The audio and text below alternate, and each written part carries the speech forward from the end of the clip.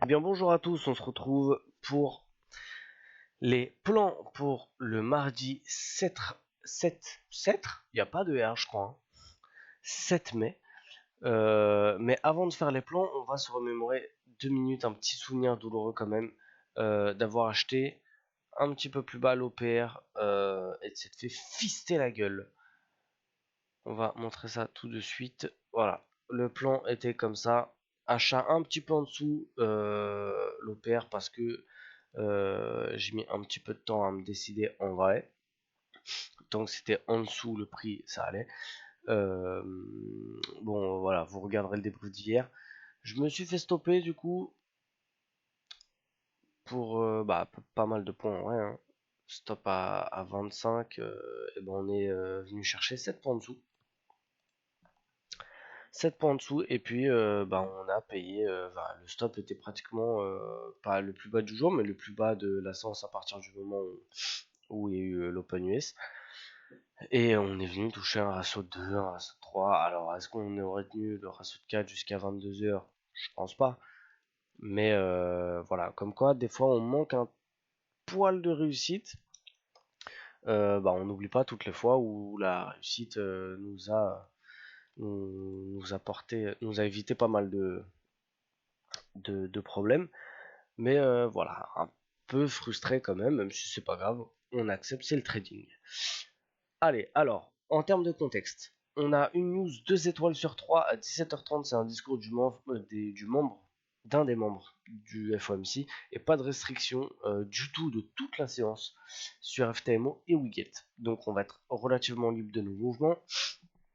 On passe sur l'analyse des actifs. Alors, sur le Dow Jones, en daily, on est au-dessus des moyennes mobiles rouges. On a pété le 61.8 et on a validé depuis hier l'espèce de W.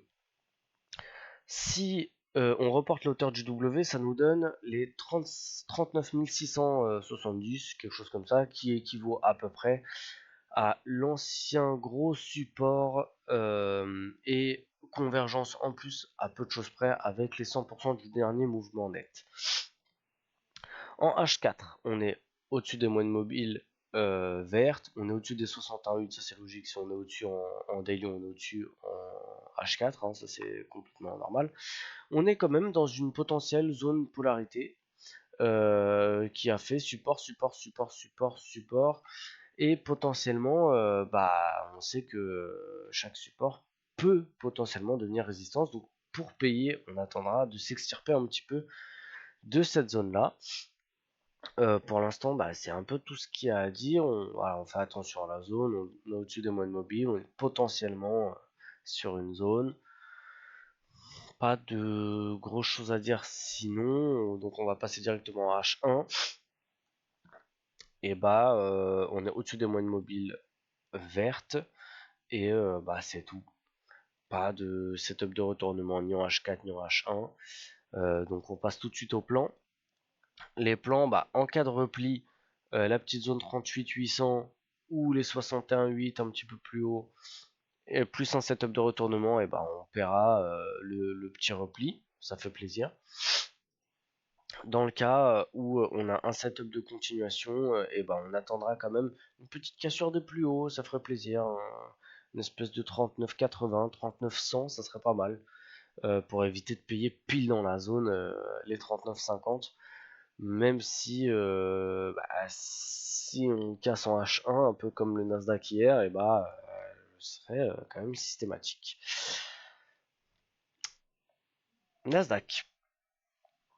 Nasdaq en daily, au-dessus des moyennes mobiles rouges qui pointent au sud, au-dessus du 61,8 de toute la dernière vague de hausse. Là pour le coup, le haut du mouvement qu'on a pris, c'est les ATH. Pas d'autres choses à dire en daily. En H4, on est au-dessus des moyennes mobiles vertes. On a cassé la zone des anciens tops qui nous faisaient un peu chier, là, les 17 900 et quelques. On a largement cassé. On est passé comme dans du beurre finalement, dans la petite zone, les 18 050. Vous vous souvenez la petite zone que j'ai payée hier, qui nous a fait SL à cause d'une putain de div M15? Et elle est passée sans encombre finalement. Comme quoi, et bah, c'était d'un point de vue statistique, c'était quand même pas mal d'être systématique sur la zone parce que bah ça a fait le job. On a bien fait de clôturer en H1 les 61-8, mais bon, c'est la vie, c'est comme ça. On est à l'approche tranquillement une petite, une petite résistance oblique. Alors on a quand même un peu de la marge, hein, on a encore 150 points, mais quand même, ça s'approche, ça s'approche. On a toujours le comblement des VG que je visais hier, qui est ici. Hop, les 18 260, on va juste changer la couleur parce que sinon ça va m'induire en erreur. Je vais penser que ça en 68, donc on va pas le mettre en orange, on va le mettre en bleu. Donc voilà, en H4, et ben on est au-dessus des 68, on est au-dessus de la zone. On a réintégré le gros range qui nous faisait, je sais pas si vous vous souvenez, le range qui était ici. Hop, à chaque fois on venait support, support, ATH, support, ATH, support, ATH. Voilà, et ben on a réintégré ce range là, donc potentiellement, en tout cas niveau statistique, on a plus de chances d'aller faire des nouveaux ATH maintenant, même si on a encore quelques obstacles sur la route, notamment la résistance oblique qu'on vient de parler. On n'a pas de setup de retournement comme sur le Dow Jones, ni en H1 ni en H4. Donc pour l'instant, j'ai pas envie de dire que c'est open bar, mais on fait des achats dans le flux, c'est tout. Concernant les plans, non, pardon, un peu trop vite en besogne. En H1, et ben voilà, on est au-dessus des moyennes mobiles vertes. On est un petit peu posé sur la moyenne mobile 20. On fait un espèce de petit squeeze des bandes de Bollinger. Et c'est tout. Grosso modo, c'est tout. Pour les plans, du coup, là c'est le bon moment. En cas de repli, un peu comme le Dow Jones, on va chercher la zone des 61,8 et la zone support des 18 050. On achète sur retournement. Là tout de suite, on casse les légers plus hauts. On fait un petit achat dans le flux jusqu'au FVG potentiel, voire un petit peu plus. On fera attention sur le petit moment où on arrive sur la résistance oblique.